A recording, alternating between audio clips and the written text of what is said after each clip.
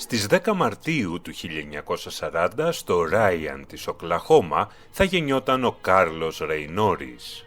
Θα περνούσε φτωχικά και δύσκολα παιδικά χρόνια, ενώ όσοι τον γνώριζαν στο σχολείο και αργότερα στο Λύκειο θα μιλούσαν για έναν ντροπαλό και αντιαθλητικό νέο. Το 1958 θα κατατασσόταν στην πολεμική αεροπορία.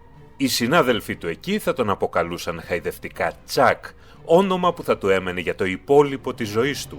Στην αεροπορία επίσης θα έρχονταν για πρώτη φορά σε επαφή και με την πολεμική τέχνη του Τανγκ Σουντό και σε αυτό θα έβρισκε για πρώτη φορά ένα άθλημα που του άρεσε. Εκείνη την εποχή δεν μπορούσε να γνωρίζει ότι λίγα χρόνια αργότερα θα τον μνημόνευαν ως έναν από τους πιο σημαντικούς εκπροσώπους αυτού του αγωνίσματος και φυσικά δεν μπορούσε καν να φανταστεί την μεγάλη καριέρα που τον περίμενε στον κινηματογράφο και την τηλεόραση, καριέρα που σε μεγάλο βαθμό οφείλει στην φιλία του με έναν άλλο θρύλο των πολεμικών τεχνών, τον Μπρουζ Λι.